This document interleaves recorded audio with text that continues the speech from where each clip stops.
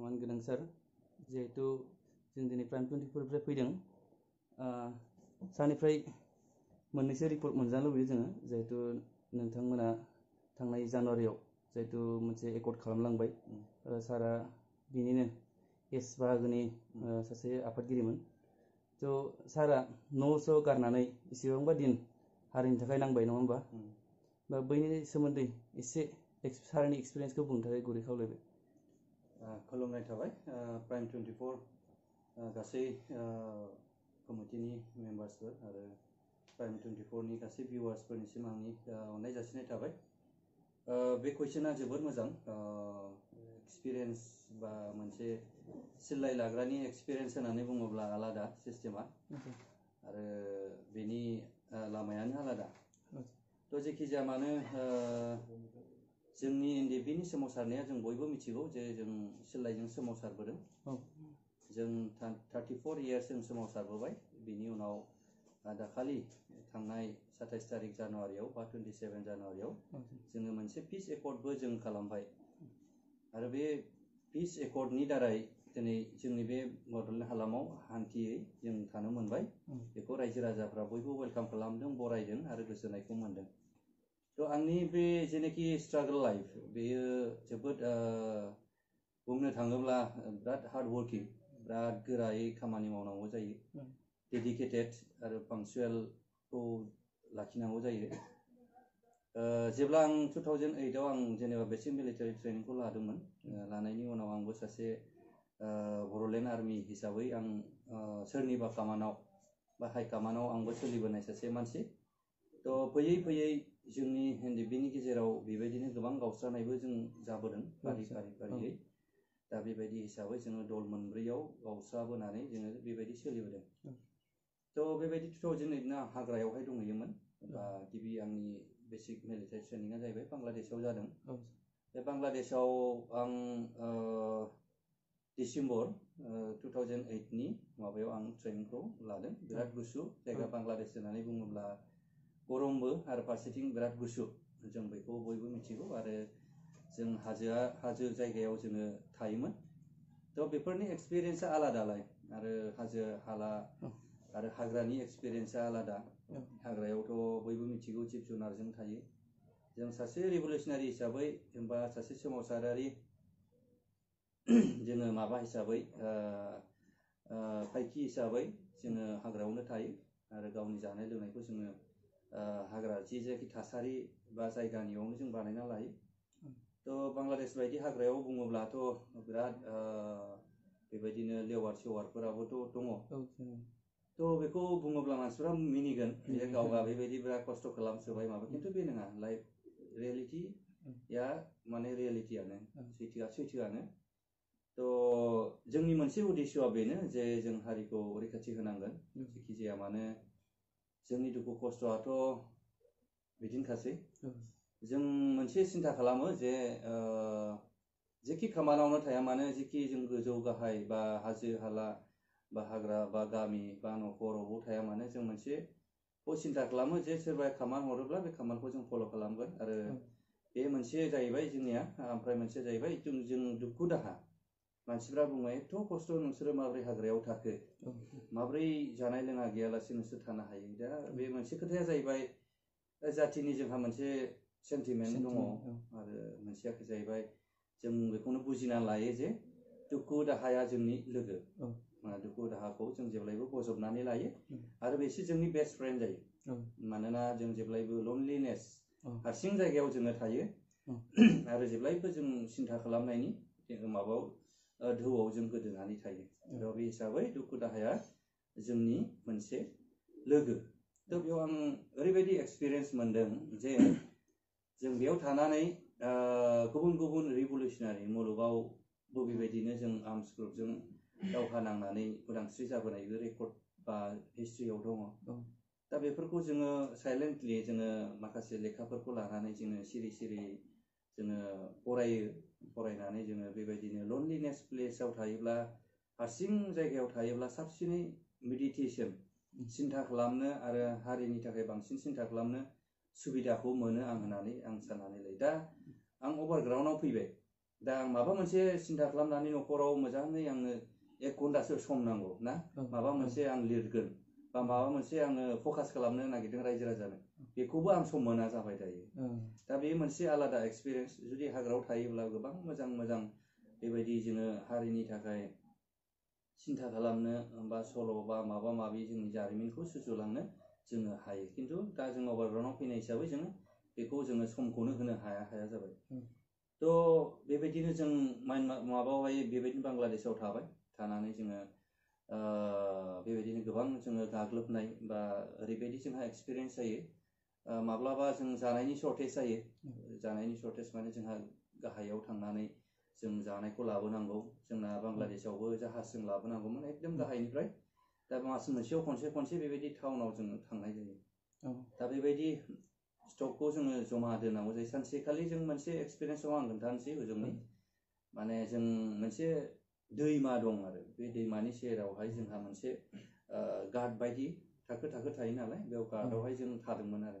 जे जों दैज्लां फैसिगोन रेसनखौ जों बोनानै लानांगौ बा 2 मास 3 मासनि एडभान्स जों बोखोनानै लानांगौ थिग बे समाव थानाय समावहाय बे रेप होननानै बुङो बांलादेशनि आर्मि बिसोरो माने गाग्लोबनो फैदोंमोन आरो थ' बे फैनायाव जों जानाय थानायखौ जों बोखोजोबनो हाखाबायमोन गोजौआव लानो थांखाबायमोन माने जों ओरैबायदि जाबाय माने मोनानि सम आरो बे दैजोंलायनो सोरबा टर्च सुनानै फैदों नुहुरनानै जों जिबायदि गिनानै गथ'फ्रा सोरबाया बिराद गोथौ हाखराव बाज्रुमनानै थाबाय आरो खुनुरुखुम थैयासै आरो दा बेफोरबायदि जोंनि गेजेरावहाय साइक'लजिकेलि माबा थायो सोरबाया माबा मोनसे जायोब्ला बयबो एलार्ट जायो खारनाय मानाय बेफोरबायदि सौग्राव सौसिया जोंनि लाइफआव फैयो थ' जेखि जाया माने बे मोनसे गोदान एक्सपिरियेन्स आरो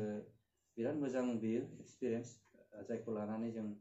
हारिखौ लानानै जों सिमां नुनो हायो आरो जों सिमां नुबोदोंमोन जायखौ लानानै जोंनि फाउन्डार रन्जन दैमारिया जेखौ लानानै आइडिय'लजिखौ लानानै जोंखौहाय दिनैहाय हारिखौ फोजाबोदों थ' बेफोरबायदियाव जों डेडिकेट मोजाङै खालामनो हायो आरो जों बावसोमा बेनि उनाव बांलादेशनिफ्राय जोङो म्यानमाराव कामान माने 2 बोसोरनि उनाव आंखौ म्यानमाराव मोनसे खामान हरदोंमोन आरो रन्जन दैमारिया जोंनि फाउन्डार प्रेसिडेन्टआ थ' खामानिया मा म्यानमाराव जोंहा मोनसे बेस दङ बे बेसआवहाय आंहा थांनांगौ थ' बे समाव आं आर्मि नालाय दा आर्मि हिसाबै आंखौ फाथायहरबाय आं शिलंजोंनो फैदों आं हारसिं फैदों शिलंआव फैनाय समाव आं माने ओरैबायदि गिनाय मोनदोंमोन बे समाव माने गिलु बालु गावजों गाव बुथारलायनाय ओमफ्राय सिन्था खालामबाय आं दा बे मिशनखौ आंनो हरबाय उफाय गैया थांनांगोन दा आं हारसिं बारबोबाय ओरै बांलादेशनिफ्राय बर्डारसिम आंखौ हारसिं सासे मानसि दोनफैबाय बिनिफ्राय शिलंसिम आं हारसिङानो दा शिलंआव आं हर थाफैबाय हर थानानै अखानायै फुङाव जानाय लोंनाय थानानै आपेल सापेल बायना लाना गारियावनो सुपाराव गाखोनानै डाइरेक्ट रेसनारिजों थांनानै डाइरेक्ट नागालेण्डआव थांनाय जाबाय थ' आं बिराद गिनाय दंमोन बे लामायाव जे सोरबाया आंखौ सिनायनाय नुगोन नामा बा जोंनि बिरोधि पार्टिया सोरखौबा मोनगोन नामा बेबायदि साननायजों आं माने ओरैबायदि गिनाय थाबाय आरो आंनि सिगां सप्तासे सिगां सानै मानसि ओंखारना फैदों बे मोनसे मिशनाव फैदोंमोन बिथांमोना हमजाफैदों आरो सासेयाथ' थैदों दा बेफोरबायदि जोंनि गेजेराव बै समाव गन्डगल जानाय समाव बेबायदि जाथायाबो जायोमोन थ' बे हिसाबै लाखि होननानै बुंनांसिगोन माने मोजाङै मोजां आं डिमापुर सहैबाय डिमापुराव आंखौ सासे मानसिया रिसिभ खालामबाय रिसिभ खालामनानै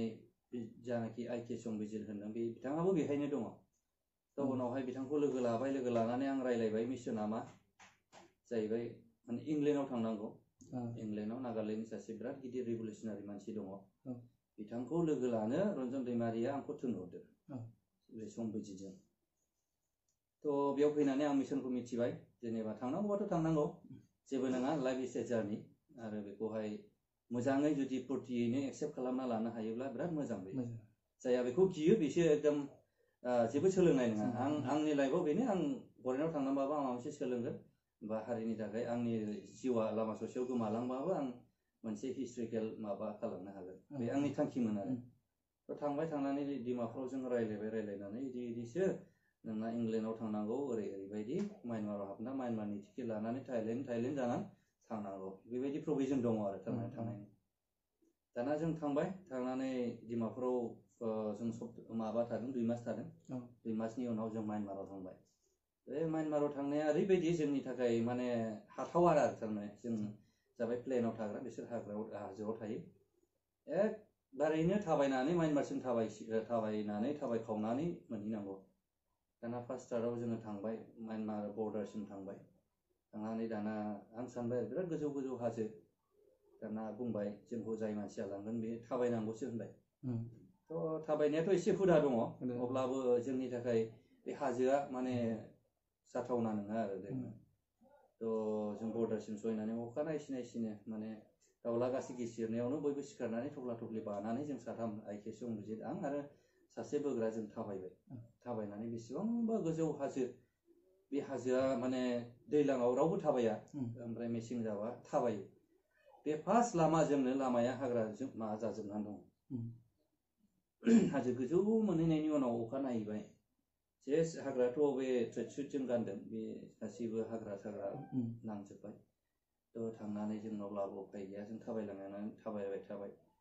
हाजो जेरावहाय मुफुर मैदेर बिदि थायो मानसि थाबाया खुनु दा बे हिसाबै जों बिराद गिथावना लामा बेयो जों बेखौ थांनानै बारबाय बारनानै म्यानमारनि मोनसे बर्डाराव साननै लादों बेयो साननै हरसे बे हाग्राया थाबायनाया ओमफ्राय बेबो हाजो बिराद गोजौ हाजो ओमफ्राय बबावबाथ' बिराद गुसु बेथ' डिसेम्बरनि खोथा नभेम्बर डिसेम्बरनि ओरैबायदि माने बिसोरहा हाग्रा गेजेराव न' फिसा लुनानै दोनो बेयाव रेस्ट लानांगौ ओमफ्राय बेयाव रेस्ट लानानै बेवहाय दोसो थायो बिसोर स्टुडेन्ट अर्गानाइजेसनफ्रा लुनानै दोनो आरो बेखौ रेस्ट लानायाव ओरैबायदि जों बेवहाय एक्सपिरियेन्स बियो जोंहाथ' सिलाय गैया बे समाव बै सासेना सिलाय दङ जोंखौ जाय बोयो बेहा सिलाय दङ थ' कम्बलाबोथ' गांसे बे गोबाया बेजों ओमफ्राय जोंनावहाय बे ट्रेकसुट गाननाय उन्दुबाय आरो माने हरसे उन्दुनो हायासै आरो ओरैबायदि गुसु माने बिखुङा साजोबखायो थ' अरा खाथियाव सुयो गावसोरबो बे सेरावहाय उन्दुबाय ओरै फारसेथिं गरम जायो फारसेथिं गुसु माने बिराद उसुबिदा आरो अब्लाबो जों बेखौ नेवसिनानै जोङो गामि मोनहैनानै ओमफ्राय बिदिनो गामिनि मानसिया जोंखौ बरायनानै बिदिनो गावसोरथ' मै बिथर रुनाय मानाय दंमोन बेखौ जाबाय जों ओरैबायदि ओंखाम उखैबाय जोंबो थाबायनो हायै बायदि ओमफ्राय बेखौ मोननानै जों एसे बोलो मोनबाय आरो बेयावबो नङालाय आं सानदोंमोन बेयो जोंनि जायगा ओरैबायदि माने आनडेभेलप माने गाबनो ओंखारगोन आरो बिसोर नुयोब्ला जों दा माइरं माबा माबि जायो बिसोर जेबो जानो मोना जुखाम जानानै थायो आरो गाननायफ्राथ' गैया जेनेबा लेंथि मारिनानै थायो बेबायदि अबस्था ओमफ्राय थांनानै हर थाबाय जों मोनाहैनो बे मोनसे न'खराव बे न'खरनिफ्राय ओंखारना मोनसेयाव मोनाहैबाय जों बेयाव रेस्ट लाबाय लंपेन्टआथ' लाजाखाला जोंनासो हाग्रानि फिथाइ माबा माबि बाजोब्बाय सासे मानसिनो सुनानै लादो होननानै जों गिफ्ट होबावबाय आरो ओमफ्राय बेनिफ्राय थांबाय जोङो एकदम बे म्यानमारनि मोनसे खामति मोनसे टाउन आरो बेवहाय जोङो थांनो होनानै जोङो रेडि जाबाय ओमफ्राय गामिनि मानसिफोर बुंबाय नोंसोर थांनो हानाय नङा खार'ना मा बुंनायाव बिसोर बुंबाय आरो बिसोर बिराद मानसि जायो बुथारो म्यानमारफ्राथ' गोदो नागाफोरखौबो मानसि बुथारनानै जाहोदों होनबाय बिराद गियो नागाफ्रा बिसोरखौ जेनेबा ओमफ्राय जों सिन्था खालामबाय आरो दे मिसन नालाय मिसन होनहरबाय थ' हमजायोब्लाबोथ' माबा मोनसे वर्ल्ड वाइड मोनसे हिस्ट्रि जागोन आरो थैयोब्लाथ' थैयोसै बे मोनसे जारिमिन गिदिर जानानै थागोन बेखौ साननानै जों सानैजों थांबाय थांनानै मोनसे बे टाउन सेराव बेनिफ्राय टाउन सेर माने सानसेनि लामा दंबायो आरो बे सेराव हर थाहैबावबाय जोङो सानसेनि उनाव ओमफ्राय बेयाव मोजाङै रायज्लायनानै सासे मानसि लोगो मोनबाय आरो जाय मानसिया बे जायगानि माने रेसपन्सिबिलिटि लानो हानाय मानसि बेखौ लोगो मोननानै बियो लानानै थांबाय जोंखौ बर्डजों जों सानसे ओमफ्राय जों टाउनाव कामतियाव मोनहैबाय कामतिया जाहैबाय मोनसे बिसिनि आर्मिफोरनि थाग्रा मोनसे जायगा आरो मोनसे टाउन फिसा नागाफोरनि जायखौ लानानै बिराद गावलायबाय थायो नागाफ्रा बे जायगायाव थ' बेयाव जों थाहैबाय थानानै जोंनि थाहैनायनि थांखिया मा मोनसे जों सार्टिफिकेट बानायगोन आरो भिसा ओमफ्राय उनाव जोङो बानायनो होनायाव बेबो फेल जाबाय माने जोंखौ हमसिगौसोमोन आरो बिसोरो उल्थायै जोङो बे खामानिया जानाय नंला होननानै हाखु दाखु ओंखारनानै जों नागालेण्डआव फैफिनबाय नागालेण्डनिफ्राय म्यानमाराव ओरै दस्रा साइडजों हाबनानै जों बेयाव थाहैनाय जाहैबाय आरो म्यानमाराव। थ' म्यानमाराव थांबाय बेहाय एसे आलादा एक्सपिरियेन्सा, गोबां संगठन दङ जोंनि गामि बायदिसो, बेयावनो सोरबा आल्फानो, बेहायनो सोरबा मणिपुरिनो, बेहायनो सोरबा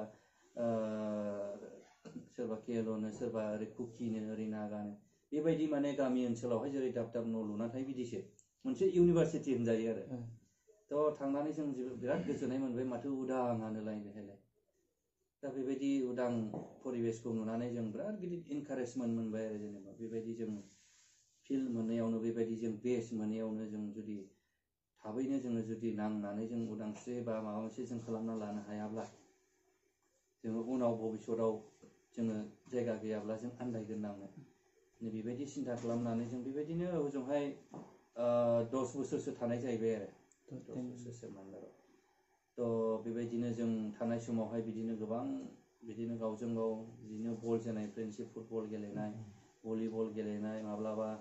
बिदिनो आर्मिजों गावजों गाव कम्बिं अपारेसन, ओरैनो शुटिं माबा खालामनाय सेलायनि, बेफोरबायदि जों माने गथ'फोरखौहाय एसे फुर्तियाव लाखिनो थाखाय बेबायदि गथ'फोरखौ एंगेज खालामनानै दोनो। बेयो मोनसे गोदान एक्सपिरियेन्स, माने ओरैबायदि सान्थि जायगा आरो, बेयाव गोबां सोलोंनो हायो। आरो आं बेबायदिनो गिदिर गिदिर लिडार्सफोरखौ लोगो मोनदों, जेरैहाय ओरै NNC नागालेण्डनि ओरैहाय माबाखौबो लोगो मोनबाय, जेनेबा काप्लांमोनखौबो लोगो मोनबाय, आरो ओरैहाय मणिपुरिनि जेनेबा PLA नि लिडार्सफोर, आफादगिरि आरो MP नि बिराद गिदिर गिदिर लिडार्सफोरजों रायज्लायनानै आं माने बहुद सोलोंनो हादों आरो, थारमाने बिसोरनि जेनोखि दा वे अफ स्पिच बुंनाय आरो डेडिकेसन,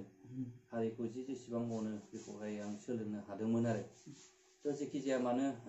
बिनि बांसिननि गेजेरावहाय जों एसे नागा हिसाबै काप्लाङा जोंखौ बिराद मोजां मोनो। नागा हिसाबै, जों कसारि हिसाबै नागाफ्रा जोंखौ मोनसे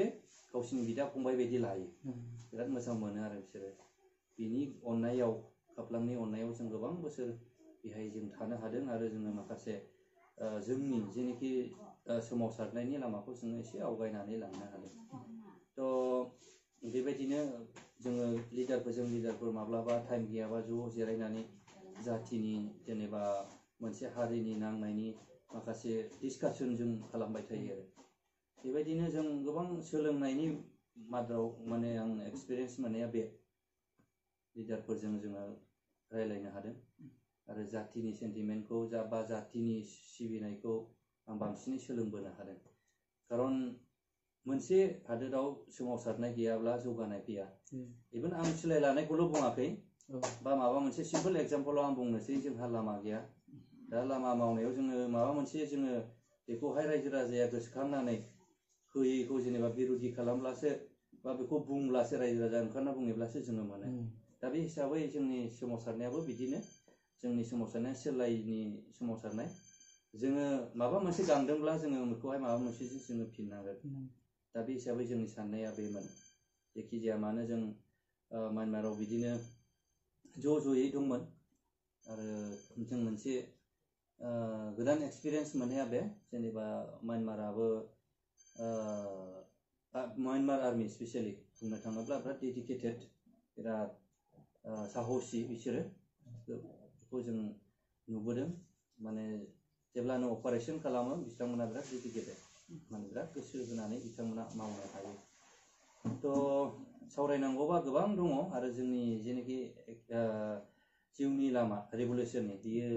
माने माब्लाबा थाबायनाय समावसो गोसोखाङो, माब्लाबा बेखौ जों बुंस'नो हाया। बियो जोंनि आनटल्ड स्ट'रिबो जायो, माने जों बेखौ बुंनानै फोजोबनो हाया।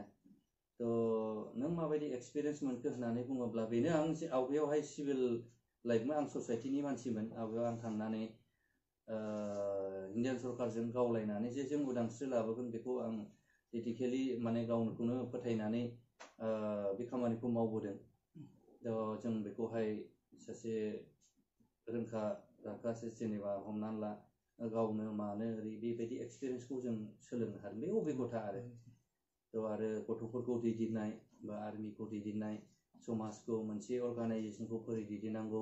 मा आंखाल जायो मोनसे संगठनाव, आरो माबायदि मा जायो, बेफोरखौ जोङो सोलोंनो हादों। आरो जोंनि थाखा फैसा सोलायनायाथ' रायजो राजानि अननायनि सायावसोमोन। दा बेफोरो रायजो राजा अननायनि गेजेरजोंनो जोङो जेखौहाय हास्थायदो रायजो राजाया आरो जोंखौ जेरैबायदि सान्थि भाबै जोंखौहाय फैनानै सावरायदो होननानै जों खावलायदों। जों माथ्र जों सान्थिखौ सनमान होनानै जोङो फैदों। थ' जों सान्थिखौ फोथायनानै जोङो फैबाय। थ' गासैबो जोंनि गथ'फ्रा बेखौनो आंनि बुंनायाव बा जोंनि रायलायनायनि नेसनेल काउन्सिलनि रायलायनायनि गेजेरावहाय बयबो सापर्ट खालामबाय। सान्थिखौ जोंबोथ' सापर्ट खालामो आरो नांनायनि लामायाथ' बहुद दङ। सोरबाया सिलाय लानानै सोरबाया मेथाइ खननानैबो सिंगिं माबाबो दं, रिभलिउसनबो दङ। मेथाइ खननानैबो दावहा नांग्रा दङ सोरबाया। आरो डेम'क्रेटिकेलि जोंहा नांनांगौ, जोंहा बिनांगौ समा दंबायो होननानै आं बेखौ सानो। जों माथ्र जों सान्थि जोंनावहाय फैबाय, बेनो बयबो जोंनि गामिनि ओनसोलनि मानसिफ्रा बा आदार्स कमिउनिटिफ्राबो दस्रा संगठनफ्राबो जोबोर गोजोननाय मोनदों। आरो जों गैयाब्लाबो खबरसे ओंखाम जाब्लाबो न'खराव जोङो दिनै मोजाङै जानो हादों। बै समावमोनबा मामोन, खबरसे ओंखाम जाफुनाय समावनो हनै सोरबा फैगौ होननानै आद्रा बेदर जानायखौबो गारना खारनांगौ जायोमोन। दा जोङो मोखां नायलायलाय सान्थि भाबै जोङो जानो हालायलायबाय। न'खराव बिदा फंबाय अनलायलायनानै जोङो जानो हाबाय। बे जोंनि मोनसे बिराद गिदिर एचिभमेन्ट, जों बेखौ बुंगोन आरो थांखिया जोंनि थाखाय बिराद गिदिर एचिभमेन्ट।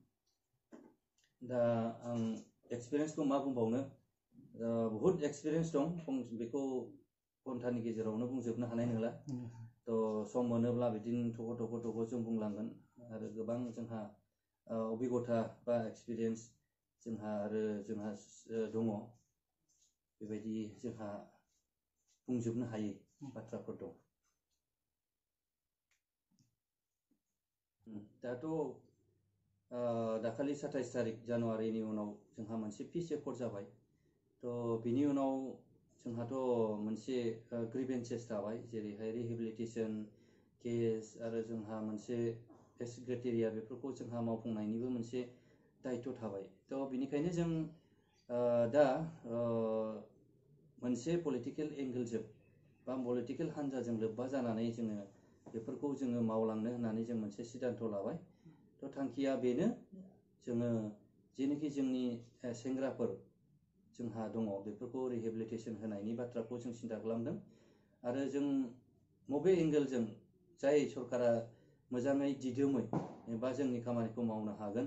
आरो जायखौ जोंनो खोथा होदों, बे सरकारजों जोङो दिनैहाय गोरोबनानै खामानिखौ मावनायखौ जोङो लादों। जेरैहाय जोङो BPF खौ मानो सायख'खो होननानै गोबां मानसिया आंखौ बुंसोलायदों। सानदोंमोन दे मानसिफ्रा माने BPF आव थाङामोन खोमा, थांनाय नङामोन। खिन्थु जोंहा मोनसे सिन्था फैबाय, जायखौ लानानै जोंनि समाजाव गोबां बेरखांलायदों, जे जोंनोहाय खौसेथि नांगौमोन। नंगौ, खौसेथिखौ जोंबो मान होयो, सनमान होयो। खौसेथि थायोब्ला जों गसंथानो हायो। नाथाय जाय खौसेथि लुबैनायखौ माखासे मानसिफ्रा सिफायग्रा दङ, बे सिफायग्रा थायोबाथ' खौसेथिया जानाय नङा। जों बेखौ बुजिखानानै जों मोनसे BPF हान्जाखौनो जों सायख'नानै लादों। खारना मा, जों बिथांमोननि जेनोखि थांखि बिथांखि बेखौ जोङो मोजां नुदों। खारन गासै जाथिखौ लानानै आरो गासै धर्मखौ लानानै बिथांमोना 15 बोसोर खुंबोबाय। जों बे खुंबोनायखौ जोङो मान सनमान होनानै जोङो आरो बिथांमोननि मोजां खामानिखौ, जायनि फलाव जिर'मोन जोंनि बड'लेण्ड हालामाव जौगाथाया जोंनि जायगायाव एकदम जिर'थारमोन। बेखौ दिनै गैयाब्लाबो आं बुंनो थाङा जे 100% जादों, 50% दिनै बोखोनानै लानानै फैबाय। एबा 50%खौ दा बुंबाव, 40%आनो एनाफ, बिदिसिम लाबोनानै जों दिनै होफैबाय। थ' बेफोरबायदि गभर्नमेन्टखौ जों मावनायखौ जों नुदों। जों आवगायाव जेब्ला जों बे बड'लेण्ड हालामाव गालांदोंमोन, बिराद एकदम जिर'थारमोन, गैखाथारामोन, जौगानाय गैथारामोन। दा जोंनावहाय गोबां जौगानाय फैबाय। बियो बिथांमोननि मावसोमनायनि दारै, बिथांमोननि खर' बाहायनायनि दारै बेफोरो जौगानाया जादों। थिग जों बेफोरखौ नुनानै आरो जोंनि जेनोखि बिथांमोननि गोहो, बिथांमोननि जेनोखि जौगानाय, बिथांमोननि जि मावनो माने इन्सपायरिं, माने गोसो जानाय, बेखौहाय जों नुनानै जोंबो निस्सय आखाइ हमलायोब्ला बिथांमोना बांसिनै सापर्ट खालामनानै बांसिनै मावलांनो हागोनखौ जों नुदों। आरो जोंबो बेवहाय माखासे जोंनिफ्रायनो NDP-निफ्रायनो माखासे केन्डिडेट जोङो सावरायलायनानै जोङो बिनाय जादों। बिथांमोना गोरलैयैनो एक्सेप्ट खालामदों जे ज' मावनो थाखाय बिथांमोना राजि जानायलाय जों दा ज'यैनो मावनो ओंखारदों। दा जोंनिफ्राय साथाम केन्डिडेट दङ दा बे हिसाबै जोङो गभर्नमेन्टआव थानानै जोङो ओरै BPF गभर्नमेन्टखौ जोङो लाबोफिननानै जोङो जोंनि जेनाखि केस जोंहा हाइनास नन हाइनास दं जायखौ लानानै जों दाख्लै दिल्लीयाव बेनि थाखाय मोनसे मेम'रेन्डाम होफिनबाय जे हाइनास नन हाइनास थानो नाङा बेवहाय जेनेरेल एमनास्टि गासैबो मोनांगौ होननानै जोङो मेम'रेन्डामबो हैनाय जाबाय दा बेफोरखौ जोंहा मावनांगौ दं आरो रिहेबिलिटेसननि बाथ्राखौ जोंहा मावनांगौनि खोथा दं दा बेफोरखौ जोङो मावफुंनोब्ला जोङो BPF सरकारखौ जों लाबोफिननांगोन आरो जोङो मोनसे दिसपुराव बा जों एसेम्ब्लियाव जोंनि रिजिनेल पार्टिनि सापर्ट जानाय जों MLA फोरखौ जोङो दैथायहरनांगोन अब्लासो जोङो जेनोखि जोंनि हास्थायनाय मावनो हास्थायनाय बेखौ जोङो जाफुंगोनखौ जोङो नुदों जों गोबां हास्थायदोंमोन जे एबसुखौबो बा प्रमद बर' बै समाव एबसुमोन प्रमद बर'आ दाथ' UPPL जाबाय बिथांखौबो जों खौसेथियैनो जयैनो ग्रें ग्रेङै माखासे सिट शेयारिं ज' खालामनानै बेवहाय दाङाबाजि गैयालासे रायजो राजाखौ जों ज' खांनायनि जों मोनसे सिमांबो नुदोंमोन दा बेखौहाय बिथाङा खोनासङालासेनो UPPLनि प्रेसिडेन्ट हारसिं जाहैग्रोनायलाय जोंनि बे खौसेथि जानायनि लामाया बेयाव गोथेनानै थादों थ' जों खौसेथि हास्थायनायाव बिथाङा बेबायदि आलादा आलादा थांनाया जोंखौ मोनसे हेम्पार खोख्लैदों आरो दा बेनि थाखायनो जोङो जाय UPPL दा बिथांखौ जोङो बिथांनि संगठन थानाय हिसाबै बिथाङा बेयाव हाबहैनाय हिसाबै जों बेखौ सापर्ट खालामनो हायाखै खारन बिथांनि आइडिय'लजिफोरखौ जों थिग मोनाखै दा बेनि थाखायनो जों BPF आव फैनाय जादों आरो जोंहा गोबां सिमां दङ जेरैहाय जोंनि जेनाखि नांनायनि समावहाय जोंहा बहुद गोदोसोनानै थाबावबाय माखासे जौगाथाय जादोंब्लाबो जेरैबायदि जानांगौमोन बेबायदि जेनेबा NDP थानायखाय माखासे जौगाथाया जायाखै लाबोनो हायाखै थ' एबाराव जिखिनि दङ बेखौ जोङो मोजाङै मावफुंनो हागोन जों बेखौ सिन्था खालामदों आरो 100% जोंखौहाय BPF आ मोजाङै एक्सेप्ट खालामनानै लादों थ' बेखायनो जोङो निश्चय बेबाराव BPF सरकारखौ फैफिनगोनखौ जों नुदों आरो जों सानो जेनोखि दानि एक्सटेनसन इनक्लुसन एन्ड एक्सक्लुसन बेफोरनि बाथ्राखौबो जोङो सिन्था खालामदों माबोरै जागोन जाया रायजो राजाखौ लानानै जोङो गोबां सिन्था खालामबाय थादों इन्टेलेक्सुयेलफोरखौ लानानै जोङो सिन्था खालामदों आरो जों मोनसे एसे दुखु मोननाय थादों जे दानि जेनोखि ओरैहाय सनितपुर माबा माबि बिश्वनाथ बेफोरखौ लानानै गोबां माबा ओंखारदों बाथ्रा रिमार्स ओंखारदों दा कमिसनखौ जोंबो हास्थायदोंमोन जोंनिफ्राय स्टेक हल्डार हिसाबै NDP हिसाबै बे कमिसनाव हाबथों होननानै जोंबो एस ए सिगनेटरि हिसाबै जोङो सानदोंमोन खिन्थु जोंखौ इगनर खालामनानै जोंखौ खोन्थायालासेनो स्रोदै ओरै एबसुनिफ्राय स्टेक हल्डार थानानै आदार्स आरो स्टेट आरो BTC गभर्नमेन्टनिफ्राय साब्रै मानसिखौ दिनै कमिसन बानायबाय खिन्थु जों लुबैदोंमोन जे NDP निफ्रायबो सासे थायोमोनबा साबा जागौमोन थ' बेखौ जोङो लुबैदोंमोन आंथ' लुबैया जेनेबा हमना ला आं लुबैया बेवहाय कमिसनाव थानो खिन्थु जोंहा जे जोंखौ सापर्टार्स पाब्लिक मोजां दङ इन्टेलेक्सुयेलफोर दङ दा बे इन्टेलेक्सुयेलफोरखौ लानानै खामानि मावनायखौ जों लुबैदोंमोन दा बेनिखायनो दानि जेनोखि BTR एकर्ड जादों होनदों बेखौ जों बुंनो साननाया बेनो उइदाउट एनि पार्लियामेन्टआव बिल जायालासे बेखौहाय फोसावनाय बेखौ जों नुदों बियो 6 शेड्युल बियो पार्लियामेन्टारि बिल जों लाबोनाय मोनसे एकर्ड बियो BTC आ दा बेखौ जुदि लाबोफिननांगौब्ला पार्लियामेन्टआव बिल जाफिननांगोन अब्लासो बे BTR आ माबा जागोन BTR नाम सोलायनाया जेबो नङा जेरैहाय बम्बे मुम्बाइ बेफोरबायदि सोलायनाया जेबो नङा जेरावहाय आंबो आवगायाव अमरमोन बिमा दोननाया उनाव आं सायखंलायबाय सायखंआनो नाम जाबाय बेनि उनाव सावरायग्रा जाबाय सावरायग्रा नामखौ जेबो नङा दे बेखौ जेबो गिदिर खोथाया सोलायनाया सोलायथों जेबो नङा जायखौ मोजां मोनो बेखौ सोलायथों खिन्थु जेनोखि एकर्डनि माखासे माबाफोर बेफोर बिल पास जानांगोन पार्लियामेन्टआव जों बेखौ लुबैदों आरो कमिसनावहाय जोङो थाजानायखौ जोङो लुबैदोंमोन नाथाय दा जोंखौ होआसै दा बेवहाय मोजां गाज्रि जादों बा बबेबा कमिसना गाज्रि खालामलांनो नागिरदोंब्ला जों बेयाव दाय गैया दा बेनि थाखायनो जों बेखौ रोखा बुंदों आरो जोङो बेखौनो दा माखासे 12टा पइन्ट लानानै जों दिल्लीयाव दाखालि मेम'रेन्डाम हैफिनदों रिभिउनि थाखाय मानोना जोंनि बे एकर्डआ एकदम सर्ट जादों आरो जों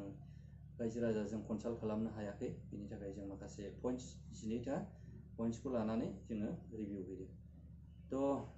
बेफोरखौ जोङो मावफुंलांनो थाखाय जोङो BPF सरकाराव जोङो जगदान जाबाय आरो जोङो गोग्गो बा स्ट्रं पार्टी जोङो मोनसे आरोबाव एबारावबो एबसलुटलि जों दिहुननानै जोङो तेजपुर बा ओजोंहाय पार्लियामेन्टआव जों बाहागो लाहोनायनि जों मोनसे सिमांखौ जों नुदों अब्लासो जोङो जोंनि जेनोखि दाबि दाबानि लिरथुमनानै हरनाय जे मेम'रेन्डाम MOS जों बेखौ मावफुंनो हागोन नङाब्ला बियो जास्ट ओरैनो नामावल' जालांनाय बायदिखौ जों नुगोन खारन आसु एकर्डखौबो नायनो बिराद गोबावनि उनावसो दा बेफोरखौ जोंहा गिनांगौ साननांगौ जोंहा दङ बेनिखायनो जों पलिटिकेलि जोङो एकदम स्ट्रं गोग्गो जोङो पलिटिकेल जों हान्जाखौ सायख'नानै बा दैखांनानै जोङो बेखौहाय जोङो तेजपुराव मावनायनि सुबिदा आरो जोंनि नैबे BTC बा BTRनि एसेमब्लियाव जोङो मावनायनि खाबुखौ जोंनो लानो बेबायदि जोङो BPFजों सुबिदा माबा लानाय जादों बेवहाय जों बेक्तिगत स्वार्थनि खोथा गैया बा सावरायग्राया गावनि गादिनि थाखायल' बा BPF केन्डिडेट जादों बे नङा गोबाङा गोबां बुङो आंखौ जेनेबा BPFआव थांनानै थाखा फैसा लाबाय माबाय खिन्थु बिदि नङा आंहा जाथिनि सेन्टिमेन्ट दं आंहा गोबां ग्रिभेन्सेस दङ जेराव जोंनि आखायावनो गोबां मानसिया जिउ गोमालांबाय जोंनि आखायावनो गोबां रायजो राजाया बुख्रुब सुख्रुब खालामजाबाय जोंहा बेखौ नायनांगौ दायित्वआ आंनाव दङ बेयाव सोरबा आंनि समुस्थिनि सोरबा एगेन्स्ट पार्टिनिया बेवहाय दायित्व गैया उनाव बिसोरो जेबो रेसपन्सिबिलिटि लानाय नङा अब्ला रायजो राजाया खस्थ' मोनगोन दा बेखौनो जुजिनानै बेखौनो मोनसे पजिशनाव फैनो थाखाय जों केन्डिडेट महरै जोङो फैनांगौ बायध' जादों नङाब्ला जों केन्डिडेट जायाब्ला जोंहा गथ'फोरखौ सासेबो जोङो मुलि जानोनो हरनो हानाय नङा सोरनिबा न'खरा दिनैहाय बिदा फंबाय गोबांमोन बुथार जाजोबनानै बिमा बिफा सानैल' दङ मांगिनानै जानांनानै दङ दा बेफोरखौ जों नायनो हानाय नङा थारमाने बेनिखायनो जोंनो मोनसे पजिशन नांगौ आरो जोंनो मोजां पलिटिकेल एटमस्फियार नांगौ बेखौ रायजो राजाया बुजिनाया गोनांथि दं आं मानो बुंदों बेखौ जोंनि एकर्डआ मोननै जादों एबसु भार्सेस NDFB दा बे हिसाबै NDFB नि सापर्टार्सफ्रा बारा जोंनि संकस टु सदिया इभेन सिमोनसापुरि ओरैनिफ्राय गहपुर गलाघाट नगाव मरिगाव सनितपुर बिश्वनाथ गहपुर आरो नै दुधनै गलपारा गासैयावबो NDFB नि सापर्टार्सआ दङ दा बे हिसाबै जोंहा बहुद दुखु दाहा दङ बेफोरखौ जों फोलोमजोबनो हायाब्लाबो जाखिनि जों एसे पजिशनाव थानानै जानाखि जोंनि मुंख्लंफोरनि न'खर जानाखि केस जाजानायफोर जा जोंनि सोमावसारनायाव एसे एनै दुखु दाहा मोननांनाय जों बिमाफोरखौ एसे नायनो हायो नामा जों बेफोरखौ सिमां नुनानैसो जोङो बिसोरजों जोङो गोरोबदों मानोना BLT आबो बा बे जोंनि BTC गभर्नमेन्टआबो हाग्रामाबो BLT नि चेयारमेन दा बे हिसाबै जोंनि माखासे आइडियोल'जि जेनोखि जों मावजाबनायनि जोंनि थांखि बेखौ जोङो थाबैनो गोरोबलायनानै जों मावनायनि मोनसे खाबुखौ मोनदों खारन जों ओरै एबसु बेकग्राउन्डखौ जों नायबाय प्रमद बर'आ जोंनि जेनोखि दुखु दाहा जों जेसेबां जोंनि बर'फ्रा सिलाय लानानै बा दुखु खस्थ' बिखुङाव दाहा लानानै जोङो थफ्ला लानानै दाहा लानानै जोङो सोमावसारबाय बेखौ मिथिनाय नङा दा बे मिथियैखायनो जों खौसेथि लुबैनायखौ बिथाङा जानगाराव थादों थ' बेनिखायनो जों हास्थायो आरो जों हास्थायदोंबो थ' रायजो राजाया निस्सय BPFखौनो जाफिनजानायखौ लुबैदों एबार गभर्नमेन्टखौ जुदि BPFआ फैफिनोब्ला निस्सय जों मोजां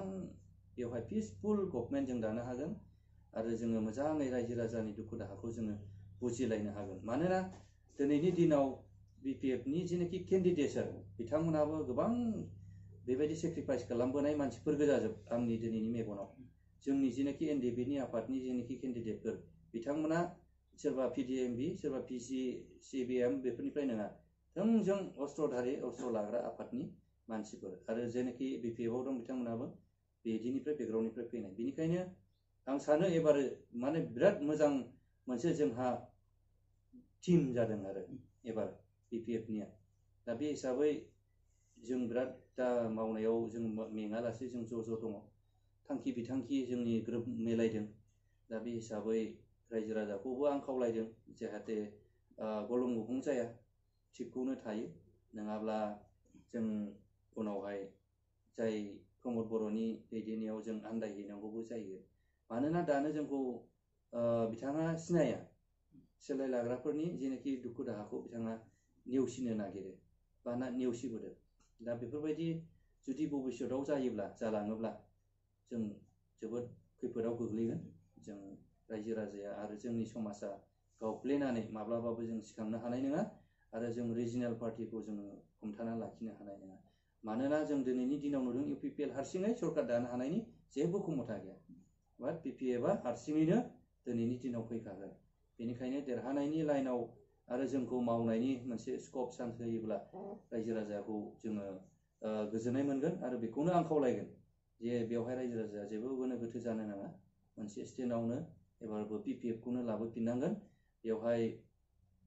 खुनु जाख्ल'नाय जुख्ल'नायनि बाथ्राखौ जोङो फैनो नाङा। जाया मावो खामानि मावो बे मानसियासो माने बुंजाखायो मानसिजों। समाजाव जाया एक्टिभ नङा, गावबुराया जुदि ओइ जायोलै होनग्राबा बे जेबो बदनाम थानाय नङा, बेना मोजाङैनो थाबाय थागोन। जाया एक्टिभ मावगोन ओरैनो बे नोंनि बे लामानि औवाखौ दाननांसिगौ होनबाय, गावबुराया अर्डार होबाय, लामा मोजांनि थाखायसो बा अर्डार होदों बियो, लामाया स्रां स्रां जानांगौ, मोजां जानांगौ, खिन्थु बे बिगोमाया बेखौ गाज्रि मोनगोन खारन बियो मावथारदों नालाय। ओंखायनो गावबुराखौ होनदों आंनि औवाखौ मा दानगोन होननानै बे बोराबगोन। दा बे BPFनि खामानिया बिदिसो जादों। हाग्रामा दालां मावनायाथ' मा भुल जादों नामा? CITखौ होनाया गाज्रि जादों नामा? थ' एसे एनैयाथ' बेखौ मावनानै थांनानै थाग्राफोरथ' थागोन। थ' बेनि अनगायै गोबां लामा सामा जाबाय। थ' बेफोरखौ जोङो बाख्नायनो अनगायै जाफ्ल'दों होनोब्लाथ' जों मा जानोबो हागौ, बेखौथ' जोंहा जेबो खोथा गैया, माने फोरमान गैयाना, जोंहाथ' प्रुफ गैया। नोङो खुगाजोंल' होनानै नों प्रेक्टिकेल देखायनो हायाब्लाथ' मा लाब जानो। थ' जेखि जाया मानो मावनायनि समाव गोबां बेबायदि बाथ्रा ओंखारखायो।